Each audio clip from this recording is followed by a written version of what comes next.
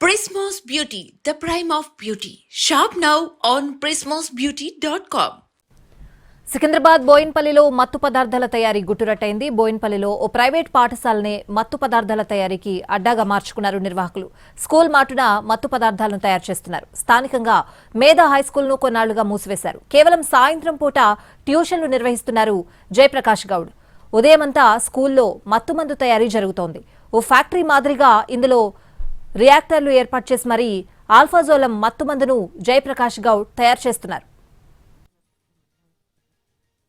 తయారు చేసిన ఆల్ఫాజోలంను తీసుకువెళ్తూ ఉండగా ఈగల్ టీం గుర్తించింది. రెడ్ హ్యాండెడ్ గా 5 కిలోల ఆల్ఫాజోలంను ఈగల్ టీం స్వాధీనం చేసుకుంది. స్కూల్లోనే 4 రియాక్టర్లు పెట్టి మత్తుమందును తయారు చేస్తున్నట్లుగా గుర్తించారు. 3 అంతస్తులో ఫ్యాక్టరీని ఏర్పాటు చేశారని, ఇక్కడి నుంచి మహారాష్ట్ర, తమిళనాడుకు ఆల్ఫాజోలంను సరఫరా చేస్తున్నారని ఈగల్ టీం తెలిపింది. స్కూల్లో సోదాలు జరిపిన ఈగల్ టీం 4 కార్మికులతో పాటు 20 లక్షల నగదును స్వాధీనం చేసుకుంది.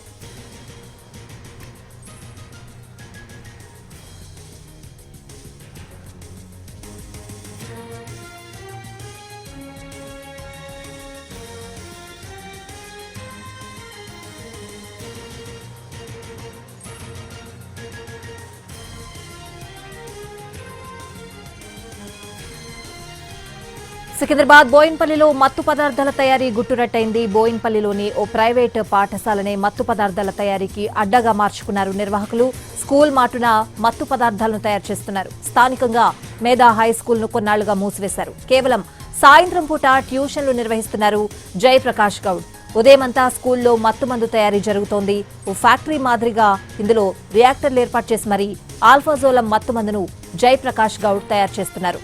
తయారు చేసిన ఆల్ఫాజోలంను తీసుకువెళ్తూ ఉండగా ఈగల్ టీం గుర్తించింది. రెడ్ హ్యాండెడ్ గా 5 కిలోల ఆల్ఫాజోలంను ఈగల్ టీం స్వాధీనం చేసుకుంది. స్కూల్లోనే 4 రియాక్టర్లు పెట్టి మత్తుమందును తయారు చేస్తున్నట్లుగా గుర్తించారు. 3 అంతస్తుల్లో ఫ్యాక్టరీని ఏర్పాటు చేశారని, ఇక్కడి నుంచి మహారాష్ట్ర, తమిళనాడుకు ఆల్ఫాజోలంను సరఫరా చేస్తున్నారని ఈగల్ టీం తెలిపింది.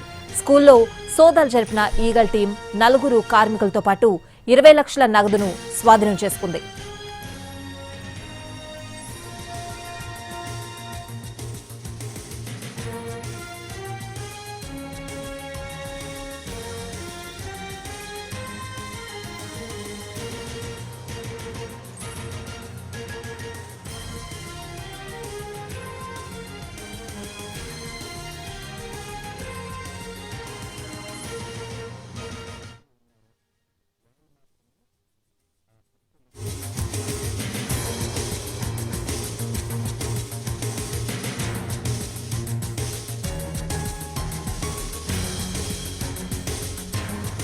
హైదరాబాద్ లో చట్నీస్ రెస్టారెంట్లపై ఫుడ్ సేఫ్టీ అధికారులు దాడులు చేశారు. అపరిశుభ్ర వాతావరణంలో వంటగదులున్నట్లు గుర్తించారు. జూబ్లీహిల్స్, బంజారాహిల్స్ చట్నీస్ రెస్టారెంట్లలో తనిఖీలు నిర్వహించారు.